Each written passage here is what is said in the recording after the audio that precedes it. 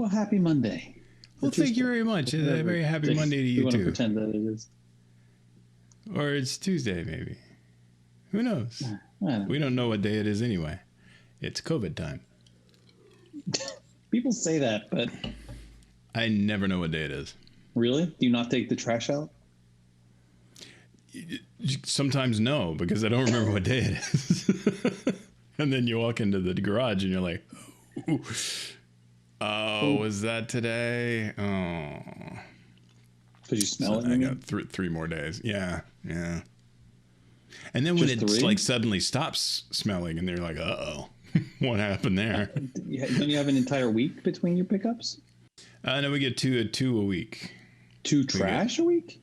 Yeah, we got a trash on Monday and a trash on Thursday, and then we got recycling on Thursday only. Wow, that is wow, those winter garden taxes must be fun. And well, winter garden people make a lot of trash. So. That's what they say. It's on our t-shirts, actually.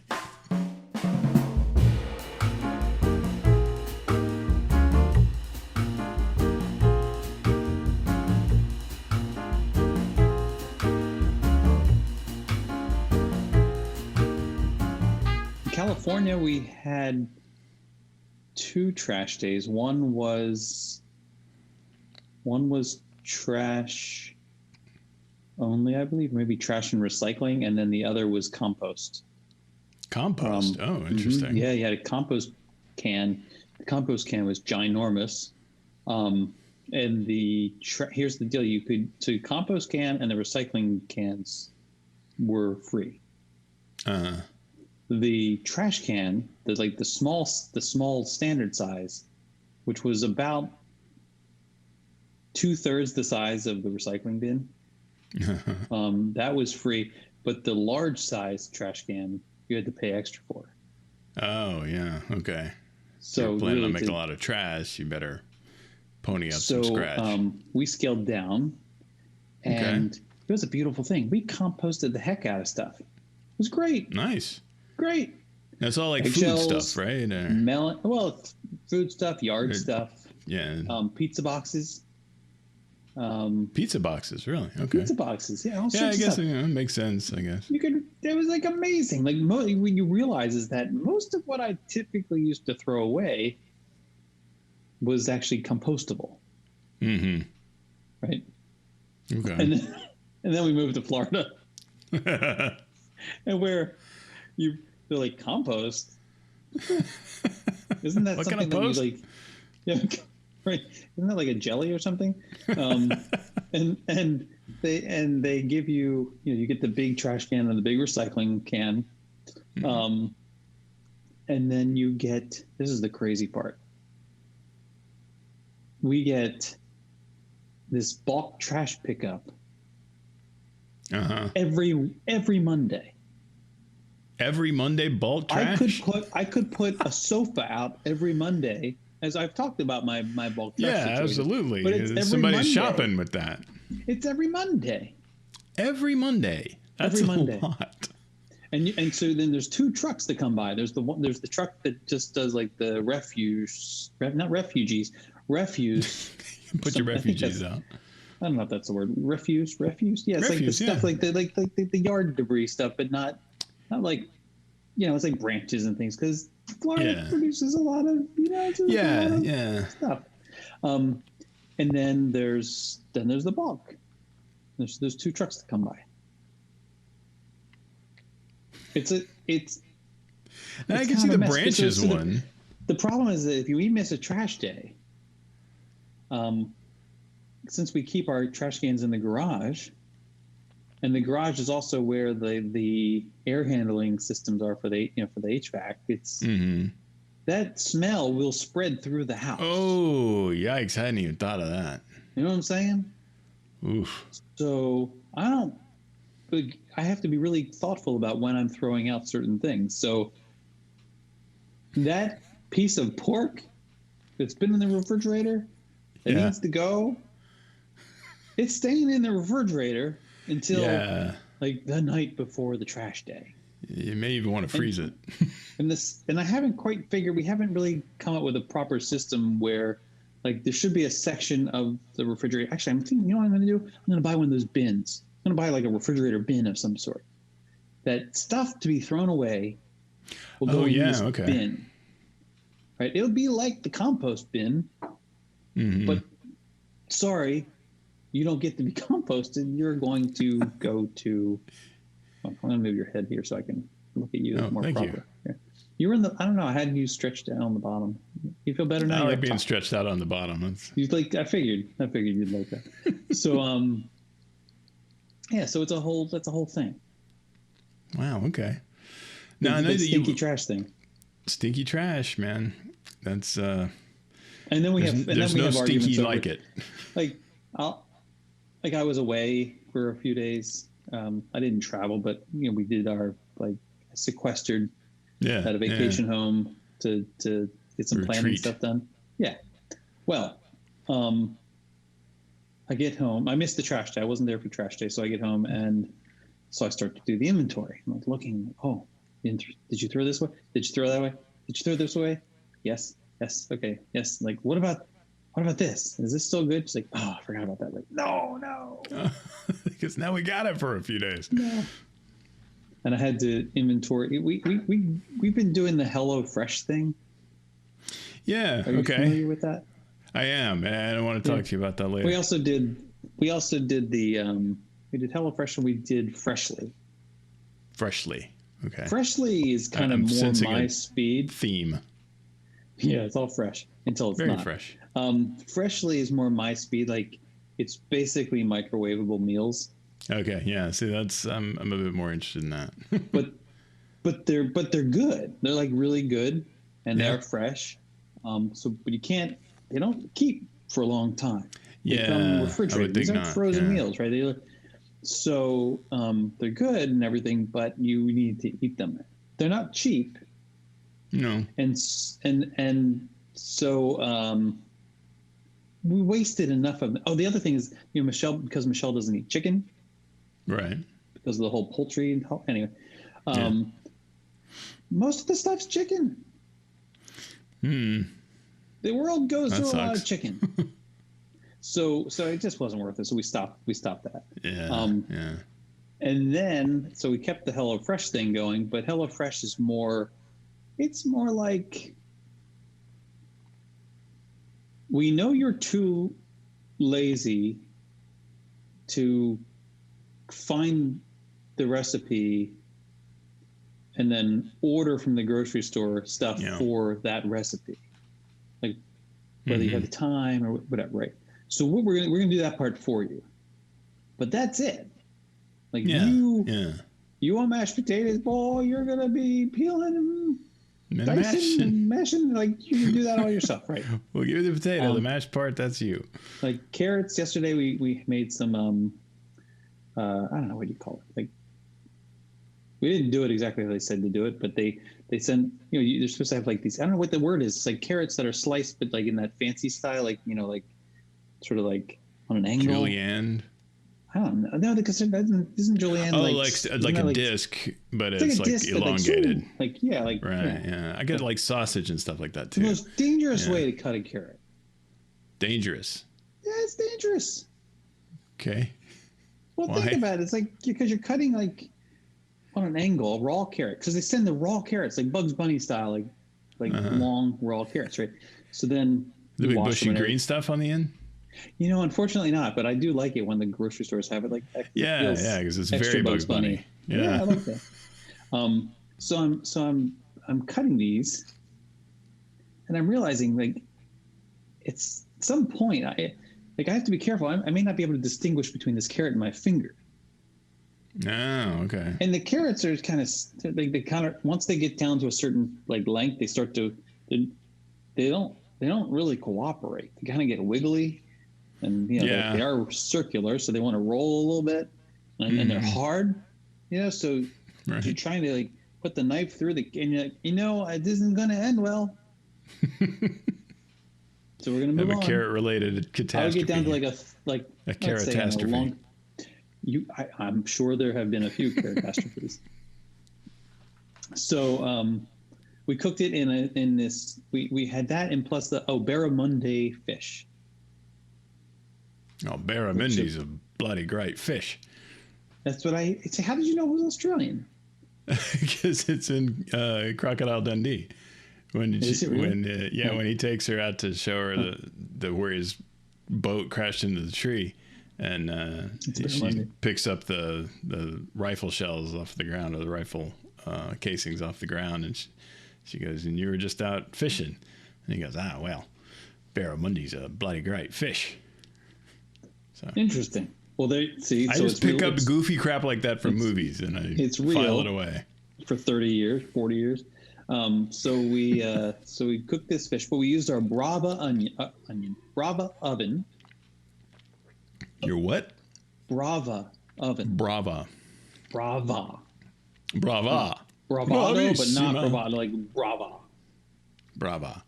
Yeah, it's basically an easy bake oven for adults. Oh, okay, got you there. All right, with a lot of tech. With you.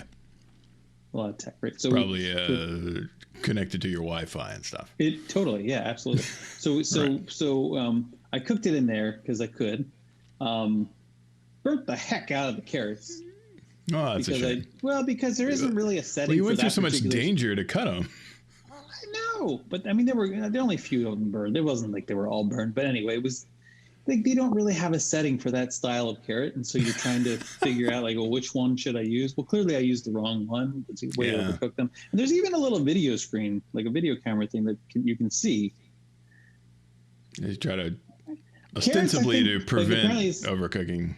The tipping point between not burnt and burnt when it comes to carrots, just is few seconds. It's pretty as it turns out. But they do. You're sitting on your couch, you're watching it on your phone. And then by the time you get over there, it's too late. Darn, they're gone.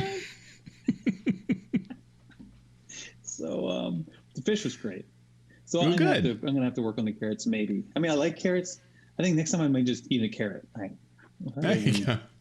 So what's all this heat stuff? Oh, and then there was Israeli couscous. Have you ever had Israeli couscous? I have not. My couscous has been strictly non-Israeli. Which basically is the consistent. It's almost like a pasta. It's like it has the consistency of. Yeah, it's like squishy, like doughy almost, and and that's interesting. Kind of looks like large fish roe. Like maybe sturgeon roe or something. It was really interesting. Anyway, I don't know why I started telling you this. About the carrots. Maybe I was talking about the carrot. The meal prep. So this is all Hello. We were talking about composting originally. This is all Hello Fresh meal, and it's a lot of work. It's a lot of work. The only thing that's not work, is that you don't have to go to the store to get the stuff, the exact right stuff. And with these things come these accompaniments and stuff, like the little packets of cream cheese or little packets of sour cream or something, right? Many of which we don't end up using. So they make their way into the refrigerator. No, okay. Because, you're not going to just throw away a little packet of sour cream. Right. But you won't always remember you've got it. So you never remember you've got it, apparently. You never remember you've got it. Because when I went through the refrigerator yesterday, going like, oh, these expired in December. And these expired in November. These was like, oh, okay. It's expired in 2016, apparently. I'm like, well, that'd be really bad since we didn't move here until 2018. Meaning you paid to have it moved. That's a completely I think we've got the subject for another time. So that's now in this would be, if I had a compost drawer or bin in my refrigerator, this would be the stuff would be in that now. Right. The packet stuff, it's sealed. You can throw that in the garbage. But meat, or fruit. Oh yeah, fruit. And even vegetables. I mean, vegetables that are in there for a long time. I don't know if maybe we're the only house where this happens, but we like there's certain vegetables that never get, they get in there and then they get buried under other vegetables. Yeah. And then you don't even remember why you had them. You're sure they're not good still, probably, but you'll throw them away, right? At some point. Oh, sure. But then you don't. Yeah. And eventually you've got like Soylent Green going in the bottom. It's just a liquefied mess. That happens with cilantro at my house a lot because I'll buy it for a certain like recipe. Like I'll do grilled chicken soft tacos or something like that, and I'll need the cilantro for the marinade for the chicken. Right, I do a lime cilantro marinade, and then a little, chop it up a little bit because you like to do it sort of street style, where you got the diced onions and you put the cilantro and the lime juice on there. But it's never, I mean, the amount of cilantro they give you in a bunch is just an irresponsible amount of cilantro. I mean, it's like, here's more cilantro than you could ever need. And so I'll have this like weird 2/5 of a bunch of cilantro, and then you keep it in the actual sort of flimsy plastic bag that you get in the produce section, because otherwise you've got little cilantro bits all over your refrigerator because they come off real easy. But the thing is that the coloring, I guess, of that plastic bag blends in very well with like the back of the fridge or the glass of the shelving or whatever, and you don't even notice that it's there. And then when you are finally going, oh my God, the fridge is just ridiculous, I got to clean it out, and you come across this thing, and like I'm seeing a sort of a herb encrusted black mass with a white twist tie floating around in it. What the hell was this? Well, so that's still contained then, at least. It is. Luckily, yeah. And I don't know at what point it like ferments and starts to eat through that bag, but yeah, you do have a window of opportunity of getting rid of it without it causing a massive problem. Because then you realize that this is a bigger project than I was intending. Like I was looking to just clean out the refrigerator really quickly. Right. This is going to do works. this properly. I need to pull this drawer out now and put in the sink and really give it a good scrubbing. Yeah. Not to mention I know what it's going to smell like when I pull this out. Yeah. So I'm not going to do that tonight. Right. And then a week goes by, and we don't put vegetables because we're doing this HelloFresh thing. It's not like we've put vegetables back in this drawer. They come in the bags. Each meal has its own bag with all this stuff in it. And so you don't go in the drawer until, the weekly clean out. And then you're like, tomorrow. I'll get to that tomorrow. So Michelle did clean it. God bless her, she did clean it. Although she cleaned it out, but she didn't wash the drawer. Okay. Yeah. So now the drawer is sitting there. So you really can't put anything else in there. Yeah, it's still a hot zone. But maybe that should be the drawer now. Maybe that should be the throwaway drawer. Well, I mean, okay, like devoting an actual built-in drawer of your kitchen to. Well, I mean, the composting waiting room. Our refrigerator also doesn't have a meat drawer or a deli drawer, whatever you call those things, like the drawer that you usually put cheese and meats and stuff in. Okay. So I had to buy, like I went to hold everything and bought a little drawer thing that goes into the refrigerator. Yeah. Okay. Cool. But it's stupid. Why wouldn't it come with? Come on. Okay, so I got a question now that you mentioned that we are talking about the vegetable drawer and then we're talking about the meat drawer. Is there really a difference between those two drawers, like in their design or function? In that, I mean, aside from just having a label on it that says this one's vegetables. Sometimes they have adjusters that like. Yeah, but does that do anything? I don't know. That thing can't do anything. I don't see that that's connected to anything. Well, the vegetable one's the worst, the fruits and vegetable, because you're like, I know this, they're different. I mean, yeah, surely it's like a humidity control thing, I guess. But that's what they say. But how is it doing that? It's not. I don't know. There's no dehumidification filters or anything in there.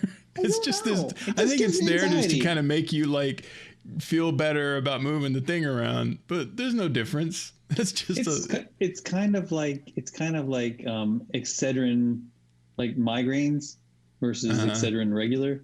They're the same thing. Yeah. They have exactly the same ingredients at exactly the same proportions. They just call one for migraines and one not. Right. Make you feel a little better. Put on it. Hey, no, this was for migraines. Oh, okay. Okay. Now look out, head. I'm sending some new stuff your way here.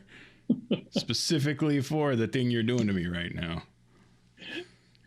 So I don't know whether we're going to keep doing the HelloFresh thing or not.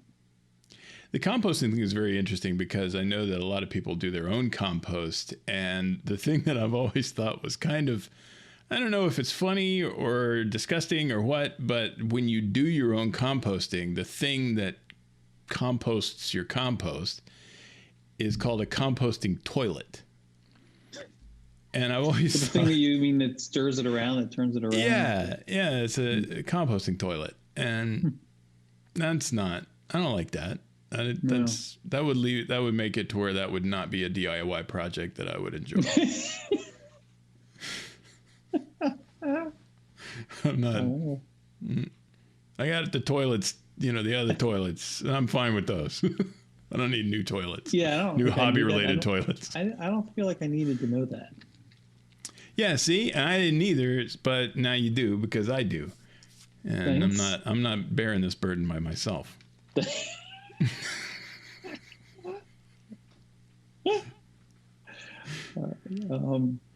I'm adjusting my image here. Hold on, here my lighting. There we go. Yeah, you seem more honest now. Do I? Yeah, I get that new. You got your new image going. Of a new car glow. I can't smell the new car smell. So. You smell like off-gassing upholstery. No, that's good car. So I wanted to talk to you about something else. Yes. Do you want to talk about compost or toilets? I'm okay with moving on from that topic. Yeah. Are you sure? We might come back if I think of something just specifically interesting about it. The brand new toilet in the garage. But I think we can move on. Well, I want to talk to you about a little town. It's a Little Marlow. Buckinghamshire, yeah. England. Did you look it up? Did you like? I did not. I want to know nothing about this. Well, it turns out that I was reading this article that was published in. I'm sure this is not original source. Oh, it's from originally it was in the Daily Mail. The Daily Mail. The Daily Mail. As I understand it, a stalwart of journalistic integrity. Our UK listeners. I sense sarcasm. Anyway, the byline on this. I'm hoping this isn't like an Onion type article or something. Well, you're not far off with the Daily Mail. I mean, so the headline is Wrath Vader. Furious villagers slam Star Wars bosses as massive film set for Obi-Wan Kenobi spin-off TV series starring Ewan McGregor arrives at disused quarry and could stay there for 3 years. 3 years is like all caps. 3 years. 3 years. In a disused quarry. We were going to use that disused quarry. So, So there's this huge thing. I think that what was the first bit? The first phrase? Wrath of Vader. Wrath of Vader. Wrath Vader. Wrath Vader. Yes. Wrath Vader. Wrath is all caps and then Vader. I don't know. And it's two words, but yeah. Okay. Wrath Vader. So it seems like that's a pun, but I can't figure out in what way. Yeah, I mean, and they have pictures here of the former quarry now with the set going up.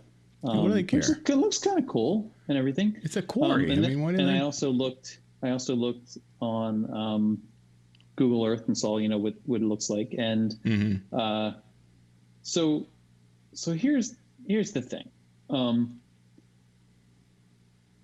This is, I don't know if they're quoting somebody. It might generate some jobs, but this is a pretty rural area, which has always been quiet and peaceful.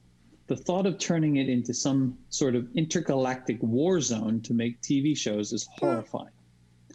Wow. And so I did query, not to be confused. Your town is getting a lot of money for this. So I did query our British friends about this, and I don't think I'm like doing anything wrong by telling you what I found out. Please, yeah. But one of our friends of the show, said, looks like they are using a disused quarry as a set backdrop. Unsurprisingly, the people in Marlow are unhappy.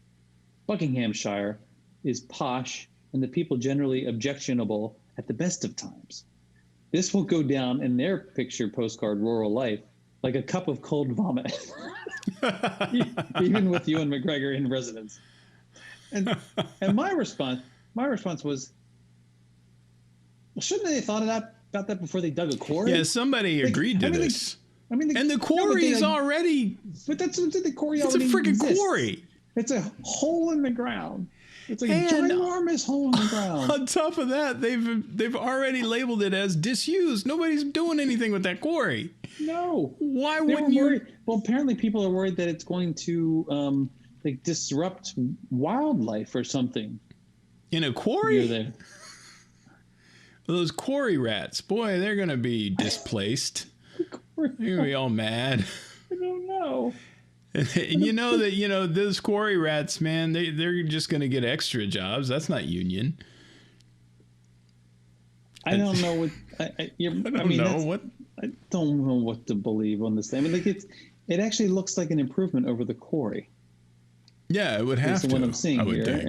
And now I would imagine they would have raised a stink about the quarry when that was first going in. Well, that's why. The thing is, the quarry's probably been there since any of these people ever. Yeah, it could be. This could be like one of those. This was, around during the Magna Carta or something. Right. Right. This could be a Roman quarry for all we know. But that's true. Hadrian and his friggin' wall. There's a little south for that. But I guess they needed. They needed to get the stone from somewhere. That's true. They talked about the stone from Stonehenge being from like Wales or somewhere. It's like somebody had to drag that. Did they? Like a very long way. I don't know. It was an Eddie Izzard joke, and he usually isn't. Oh, I'm sure he's accurate. Well, that's where I learned most of my history is from British comedy. That's great. Monty Python alone. Look, I don't know if I've told you about this, but Monty Python on one of their albums has a song called Oliver Cromwell. That song alone helped me pass a test in Western Civ about Oliver Cromwell. Whatever it takes, man. Whatever it takes. Telling you. You get some laughs and you get a little knowledge too. See? But I thought you'd appreciate that. Number one, because of the Star Wars connection, but also because I love that they're so crazy. They're so uptight about it. That's fantastic. Like, really? And it's like, they're not filming like the friggin' invasion of Normandy in there, that turning it into a war zone. This is like, have you seen Mandalorian? Yeah, okay, there's some explosions every now and then, but like for the most part, it's people talking and walking around. I mean, it's going to be fine. And I think that it's interesting. This is something that definitely the United States doesn't have as much. And that is rural areas that are also posh. That's kind of an interesting, It's kind of an interesting dichotomy. No offense to anyone listening who lives in a rural area or considers I'm sure they wouldn't posh. Want to be referred to as posh. That's right. Like, these words are never used in the same sentence ever. Hillbilly Buckinghamshire. That's true. Country folk, sure. Yeah. Farmer Bill or Farmer Joe, whatever, but never posh. Upscale. No. I say. Will I borrow your tractor, sir? I have to do some bush hogging. If you don't mind. Please have some Grey Poupon. Sure. Oh, no, it fell in the quarry. Get some Grey Poupon to put on my freshly shot beaver here. That's been very lovely. Oh dear, are they shooting a war zone in that quarry? I don't think they're worried about, that's the thing. I don't think they care about the jobs it's going to bring. Or they're worried about traffic, I'm sure. And they're worried about Star Wars fans showing up. Well, that could be too. And that's, maybe I can't say that that's not a legitimate concern. Maybe it wouldn't have made the news if they hadn't made such a big stink about it. Yeah, it's what they called the Barbara Streisand effect there. Yeah. Apparently, I don't know what that means. Barbara Streisand at one point. I'm trying to remember the exact details of the origin of this, but essentially she made a very big stink in media over like some photographs or something that had gotten out that she didn't like having gotten out. It wasn't anything like risque, I don't think. It was just something embarrassing that she found to be embarrassing. But the thing is, her screaming about it in the media made everybody go and look and try to find them. And then that's what actually made them blow up. And so that, the denizens of the internet have deemed that whenever somebody griping about something actually makes it a much bigger thing than it was and kind of screws up their intentions, the Streisand effect. Yes. Yeah, now I get it. I've never heard of that. All sorts of educational information. Yeah, look at that. You're sharing that one didn't come from Monty Python. I don't remember where I heard that one first. But maybe from Barbara Streisand. Yeah, well, I don't actually remember the incident that they referred to in that. No. But you were probably 7. It's possible. Yeah. So anyway, I'm looking forward to the show. I don't know about you. When it finally comes out. Oh, the Kenobi show. Yeah, okay. Yeah, that's what we're talking about. I bet you were looking forward to this show. I was like, no, we've already started. This is in the show. Oh, was I supposed to hit record? You're supposed to hit record, yeah. It's the red circle. Yeah. Whoopsies. So up to this point, if you've only heard just me, well, now you know why. I still haven't watched whatever you did to rescue the video. I still haven't even watched. I can't bring myself to do it. I can't do it. It came out okay. I can't. It's like now I realize what happened when people, they don't want to see the train wreck that they were in. Right. There were movies that, yeah. Yeah, I'm just not gonna. I'm never gonna watch that. No. Yeah, I just can't do it because I still feel part of me died inside. It's right. When I remember thinking to myself, I think what just happened. That can't be right. It can't be that it wasn't recording, right? It can't. I mean, I know I hit record. It must have recorded somewhere else, right? So I'm looking and I'm like, well, this one's only 6 minutes. That can't be it. Where's the real file? Like, kind of. It's an hour and 12 seconds of footage here somewhere. So I have to tell him this. I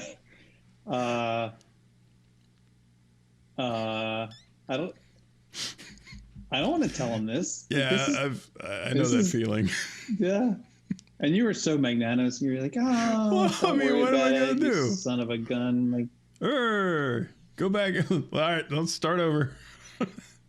Can we have some menus, please? What? Actually, I would not have minded starting. Yeah, actually, that wouldn't have been a bad thing. I mean, can we just do this? By the end of it, I was probably be asleep in my corn. This one more time, but without drinks. Like just one more time. Yeah. Or this is going to be a very special episode. Yeah. I went back with Carlos and Colin. Yeah. On Wednesday. Went very late. And it was good. It was. What wasn't as good? The drink. I got the same drink, of course. I was trying to relive the experience. It wasn't as good. And that was the gin and tonic, but it was the Spice Road gin and tonic. Artisanal tonic. Yeah. That they make with saffron. Yeah. Yeah. That's a shame that wasn't as good. Now, speaking of interesting things, and you should talk about this to Carlos because I know he doesn't listen to the show.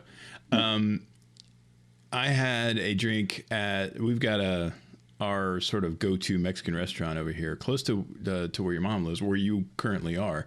Called Fruitamix. And for anybody that's not from around here, that is a weird name for a Mexican restaurant. And apparently just a side note here, because I feel like that kind of weird name does require some explanation. Sure. But from what I understand, it started out as a sort of a dessert stand place where they did like ice cream and some like sort of slushy type things and all of that.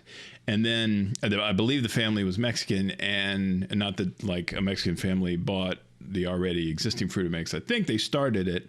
A Mexican family started this thing, and then they were like, "Hey, let's add some tacos to this, or let's add some food or some nachos or whatever." And then it sort of expanded and became primarily a Mexican restaurant, but it still has that other aspect to it. But they kept the name as Fruitamix. In fact, they have 2 locations now. There's one over in Ocoee as well. But the food is amazing. It's very, very good. And so that's where we go for Mexican food. But they were having a special drink there when we were there. Well, I don't even remember when it was. I guess it was Saturday night.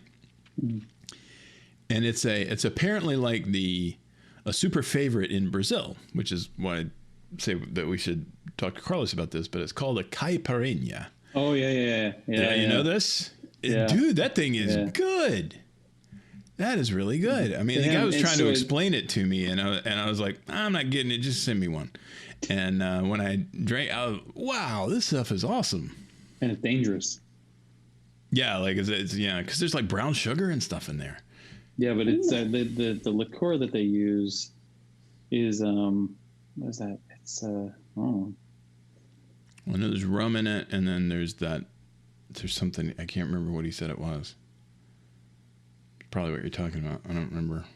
It is. Hold on, stand by. Let me put the right recipe here. It's the national drink of Brazil. Yep, the national drink of Brazil. Do we have a national drink? It's whatever I'm drinking. It's Budweiser, I think, probably. No, God, don't. Well, I mean, come on. Making love in a canoe. Kachaka? Kachaka. I don't know if I'm pronouncing that correctly or not. It's sometimes erroneously called Brazilian rum. It's distilled from fresh sugarcane juice rather than molasses. Okay. So Kachaka. So that's the thing that Carlos says is dangerous. That stuff. Dangerous in that it could harm you. It's really good, and they I see. Super strong. Yeah. Yeah. So so there's that. But it was yummy. I'll tell you that. But that's in a Mexican restaurant.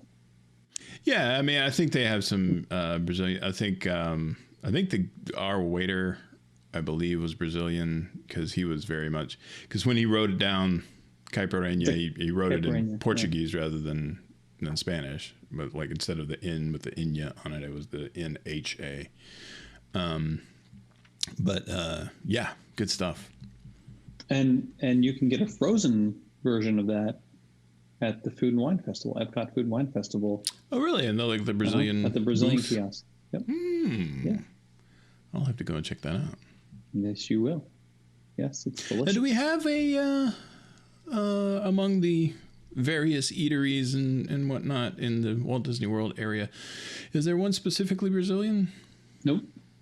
Yeah, see, that seems odd to me because we get a lot of Brazilian tourists here. You would think that, well, I mean, maybe we do. Maybe they feel like, I'm not in Brazil. It's time to not eat Brazilian food. I mean, that's, I guess that's what you're supposed to do.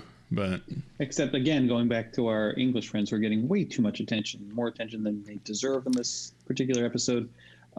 They whenever I'm in Epcot and I'm doing the live thing, and I reference the UK pavilion, or I'm going to the UK, they're like, "Oh, the best pavilion." I'm like, it feels like home. Like, why? Like, it would be like me. I feel like it would be like me, like being in Vegas. Of course, I'm not from New York, but imagine I was from New York. And I'm in Vegas, and you go like, New York, right? And you go like, to the New York. New York. Finally, I feel like I'm at home, where the Empire State Building is 30% the size and everything is loud. And this fake Statue of Liberty. Right next to the Empire State Building. It's like, that's geologically correct. It's just funny. Geographically, whatever. Yeah, it is weird. I'll always like to hear from people, though. It's like, all right, go. If I get a Norwegian person, all right, how does this? I know it's not, it's not the same, right. But are they doing good? I mean, did they get the things right? I always want to hear from people who are from these areas. I mean, it's and I get, like, I agree, and I think I'd like to tour those spaces with people from those. Yeah. Countries, so they could explain some of it if they are able to. But it's just what strikes me as odd is their affinity for that particular pavilion. Like to hang out there. Yeah. It's just like being in the UK, only it's 90 degrees and 95% humidity, which never happens. It's like being in London during the apocalypse. Right.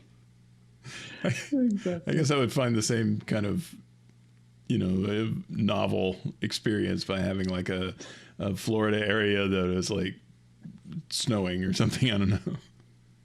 I mean, the food's good. We can attest to that. Oh yeah. And, Rose and Crown. The music's nice. Top notch. Stores are fun when they're open. Yeah. The bathrooms there, first rate. Very nice bathrooms, primo. But if you're from the place and you travel, maybe get enough especially of that? considering how far they travel, that's not, you can't hit it with a rock. And so they come over here thousands of miles and they see a hotter, wetter version of home. A hotter, wetter version of home. That sounds like. So just to give them full props, we're talking about our friends who participate in the Great British Mickey Waffle podcast. Yes. Which is fun. I don't know if you actually listen. I do listen. I'm a real fan. So I was like watching. No, like pseudo fans. I was watching their most recent live. I didn't watch it live. That. I missed it live, but I watched the replay because that's how dedicated I am. You're very dedicated. That's they always say that about you. They don't, but thank you for saying that. They told me to tell you that they said that about you. Perfect. So I'm listening, and one of the members of the waffling group is her name is Sammy. And she has her own. I think she might have her own podcast, which I have not listened to, but I need to find it now because. Oh, see, your true fandom is. I enjoy having my ears bleed at just like the things she said. It wasn't even really an ear bleeding thing. It was like a soul breaking thing. Oh yeah. She said that. Mind you, she's been to Walt Disney World. She's a fan of Walt Disney World. She's been to Epcot. I don't know how many times. I assume it's more than once. She's never like visited beyond going anything to Frozen, the Frozen attraction, or whatever. She's never visited World Showcase. Oh, somebody mentioned that in your thing today. Yeah. Like, never been to World Showcase. How? I mean, it's like I can't even know what it's like. It would be like going to, it would be like, I feel like it would be like going to, I don't know. I'm struggling, dude. I'm there's speechless. nothing. I don't even know. I'm trying to come up with a comparison. I can't even come up with a comparison. It's like going to New York and not getting pizza or something. I don't know. It's a very, very awesome part. I love Future World. Don't get me wrong, but it's the best part. I mean, that's what you go for. Yes. I mean, especially now, because there's like a half of an attraction in Future World. It reminds me of people who eat cake but don't eat the icing. Yeah, what kind of devilry is that? I don't know. What's wrong with you? Who eat pie but don't eat the crust? Right? Yeah, it's just, and she did the Frozen ride, so she had to walk past Mexico. She's never been in the pyramid. Never been in the pyramid. No. Now, have we gotten like I said, I didn't hear this, and it's kind of weird that we're making a show about another show, but it's a little meta. It is a little meta, but that's fine. We're good with meta. Was there any indication as to why? Like, is she just not interested? Is she that much more enamored with Future World, and she's like, nah, I'm going to do Mission Space all day long, and then I'm going to leave? Or what? I don't remember, because I think I was...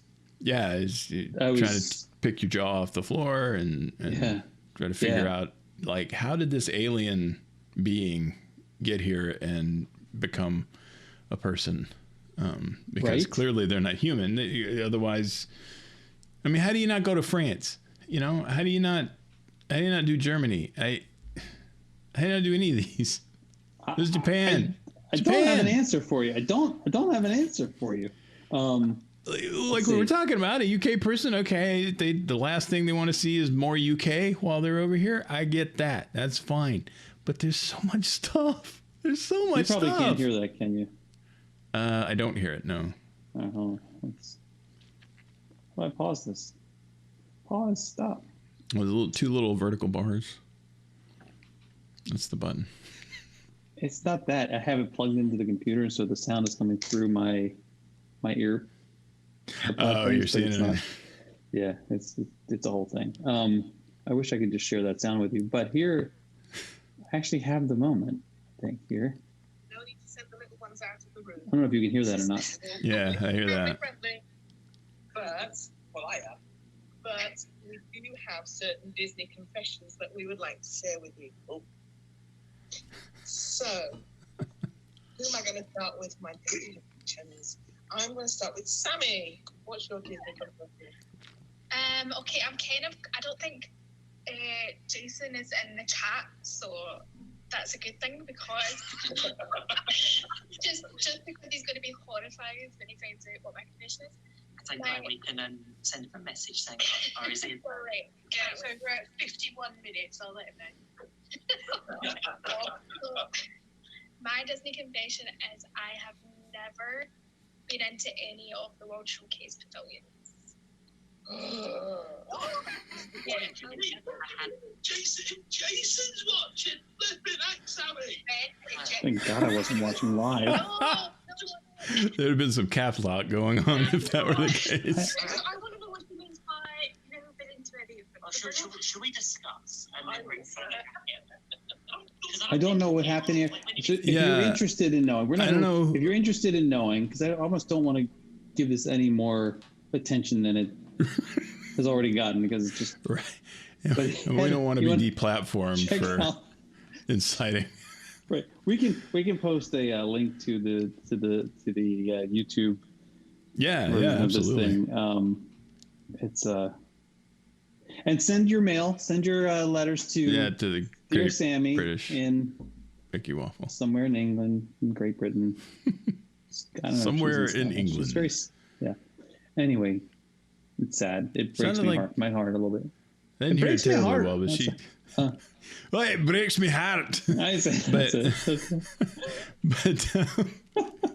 what are you daft? No, but it sounded like she had kind of the Daphne Moon sort of thing going with her accent. Yeah, I like the accent. Person. Carlos. I can't remember. It seems like that's what Mancunian, Manchester. I don't remember. Oh. What? Her accent? Yeah, her dialect. Yeah. I thought it was Scottish or something. It's like She may be. Yeah, like I said, I couldn't hear it terribly well. I could totally be wrong. It was a bit more north. She could be French for all I thought. know. Like I don't know. She's like this is the French. She's French. That's it. I don't know. Oui, you bastard. Oh no, I'm so bad at this. That's every Scottish person has this kind of. No, she sounds like Sean Connery. I've never been in there. She sounds like Ewan McGregor. Well, showcase. Don't they all? They're all on the same tribe. The Scots. The kick butt's part of Great Britain. Yeah, the skirt wearing butt kickers. Yeah, you don't mess with those people. Man, they paint themselves blue, set their hair on fire, and then they're coming after you, man. Oh my God, stupid Mel Gibson. It's dumb. Celts. Oh, they actually did do the blue thing, I think. I know, but Mel Gibson just annoys me. Why? He did one good thing. That was Lethal Weapon. That was it. He should have stopped there. Do you like the other two? Mad Max. Because there's only three. There's only 3 Lethal Weapons. No, the first one was great. The second one was And the third one shouldn't be. They should not even put pen to paper for the third one. Oh, yeah, you didn't like them. Yeah. No. So they're definitely different. They're definitely very different movies than the first one. But the first one's great. I still like them. I like the ending of the first one was so good. Oh man, yeah, it really is. Yeah, but anyway, I digress. Okay, Gary Busey.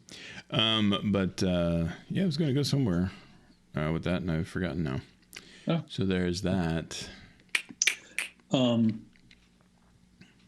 Yes, we need to get down to that donut place in Disney Springs.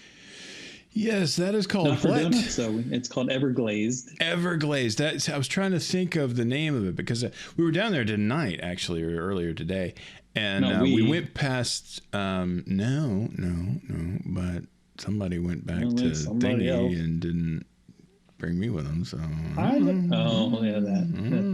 that's true. But it's. Anyway, not better. But we went past that other bakery place that's strange. And like, I haven't been in there. And there was a very long Gideon's. That was it.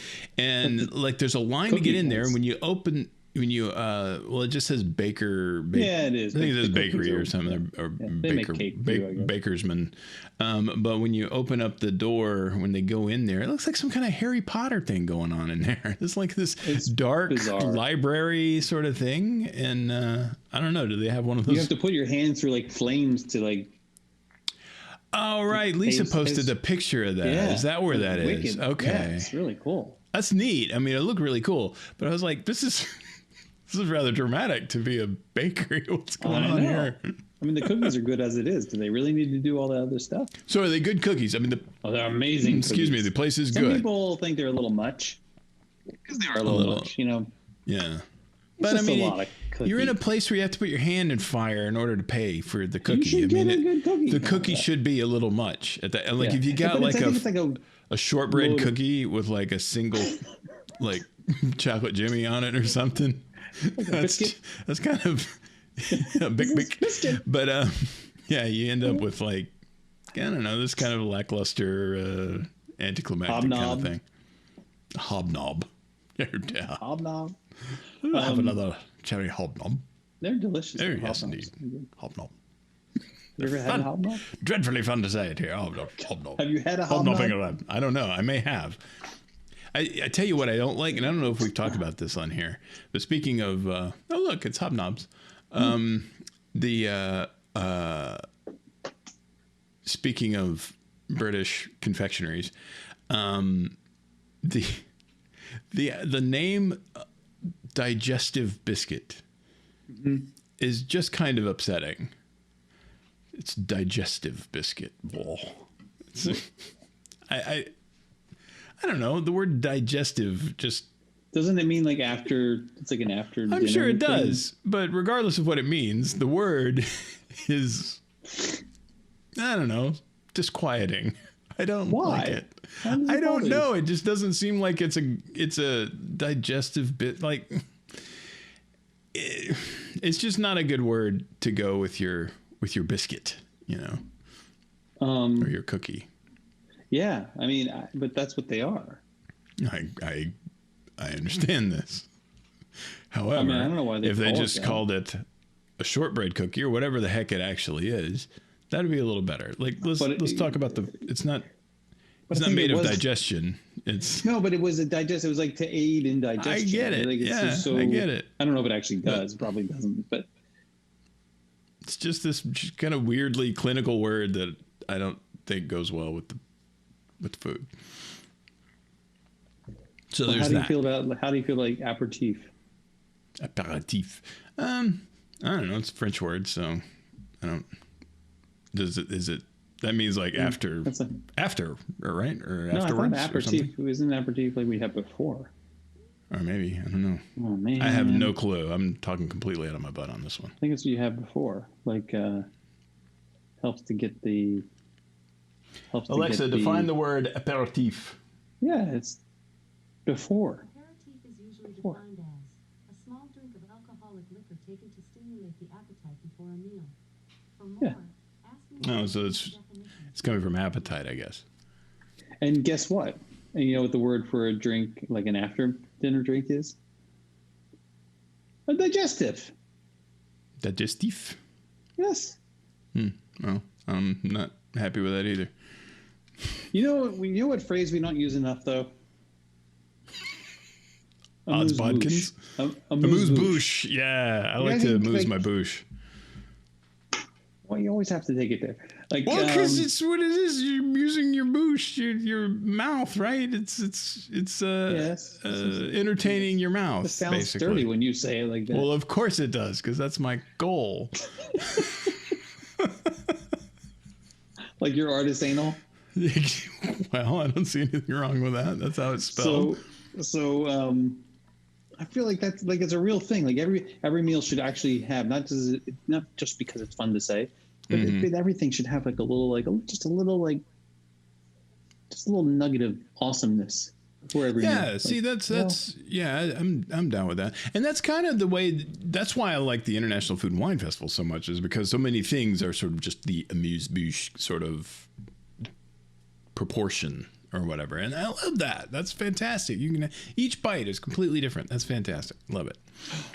Oh, speaking of fantastic, the tap house, the at the studios. Boy, it's Baseline Tap House. Baseline Tap House Studios. Yeah. Went there the other day. Really good experience. Yeah. Did you find that they have enough food? I don't. Yeah. I mean, the charcuterie plate's really good. Yeah. And they had this like, I don't know how to explain it other than it was. My mic. Is your head okay? Are you all right? Yeah, I'm good. Thanks. It was like a pastry of some sort, like a puff pastry with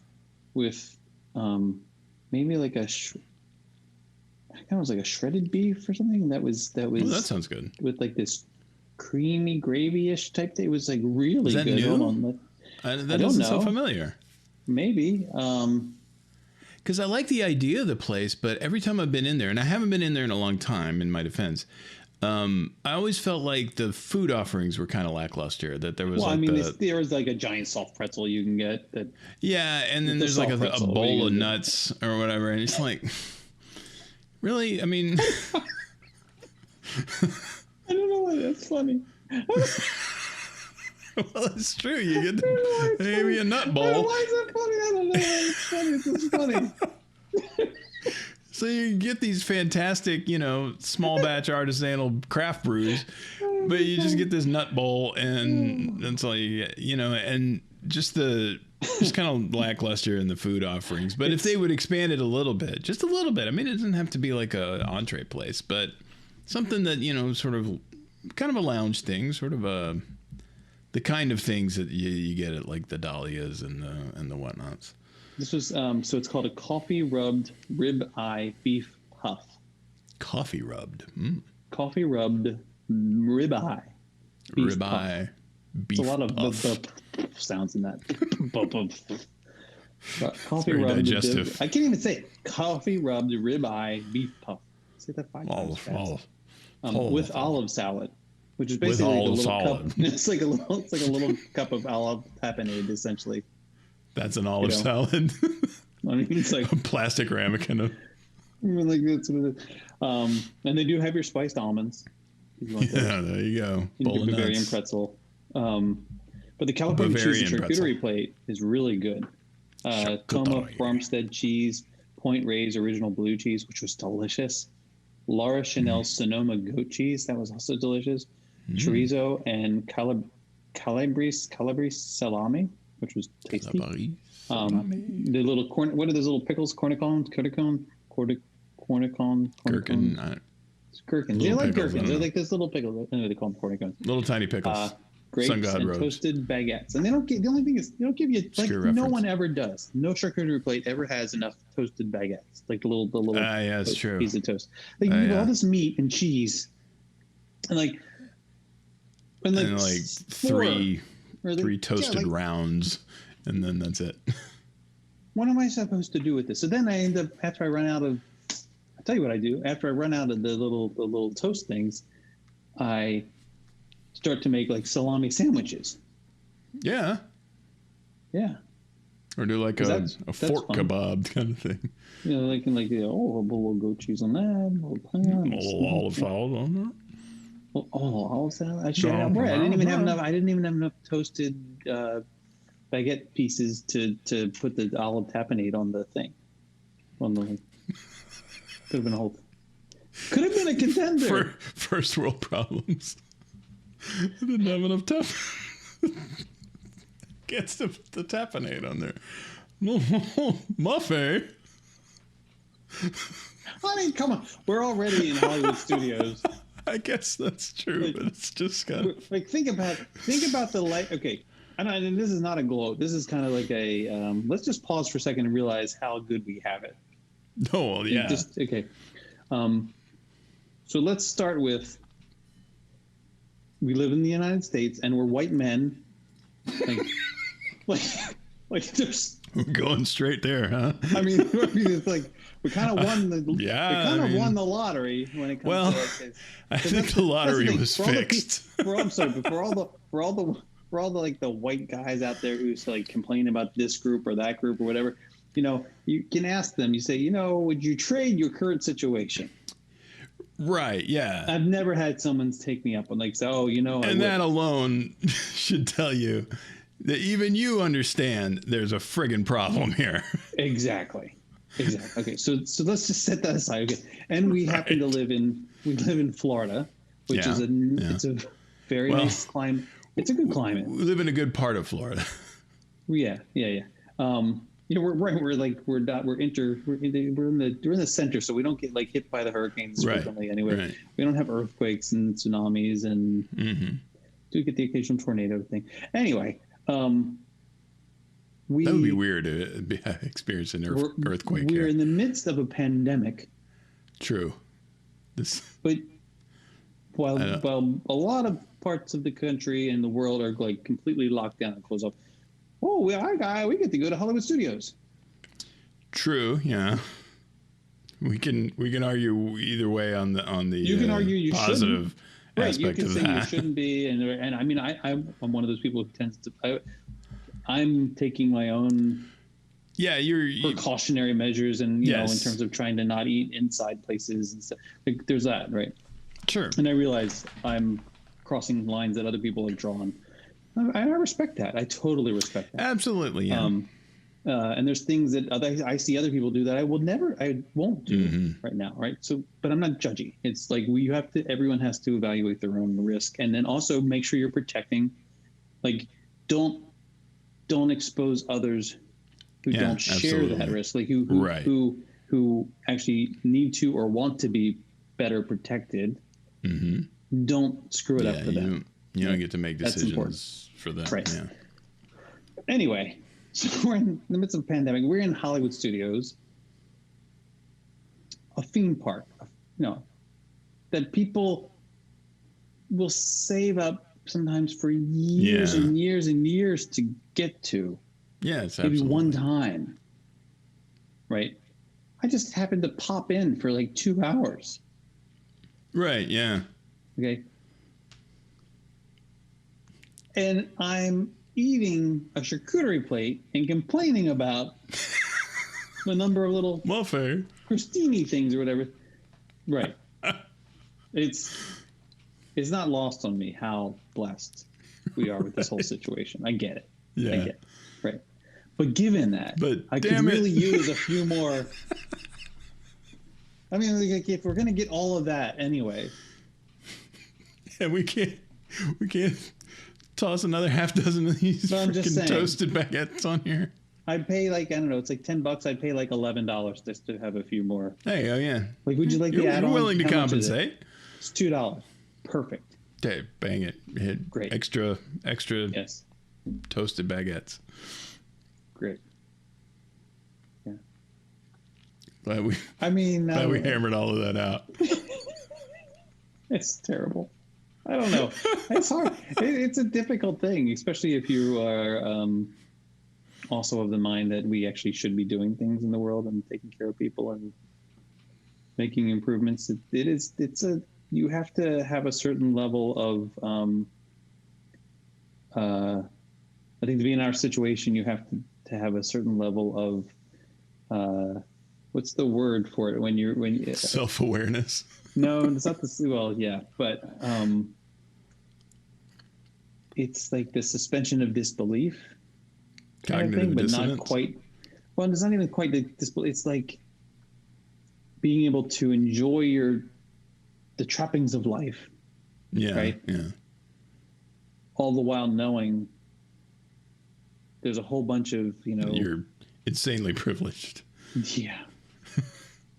And that you have to just do your part, like doing your part. I mean, there's some people who believe doing your part is to basically take a vow of, what do they call that? Not a vow of chastity, the other kind of vow, the vow of come on, help me. I don't know here, which man. one, which direction we're going. Well, you give up all of your belongings, you give up all of your. No, vow of poverty. There you go. Thank you. Monastic kind of thing. Yeah. You need to go that, that's the direction you go into. Mm-hmm. Right. And I'm not cut out for that. Yeah. Not really my bag either. But you do other things, I think the important thing is to remember that you're blessed. Absolutely. To remember that we have an incredible privilege, and we have it's a really nice thing that we get to do. But it would be nice to have 2 extra.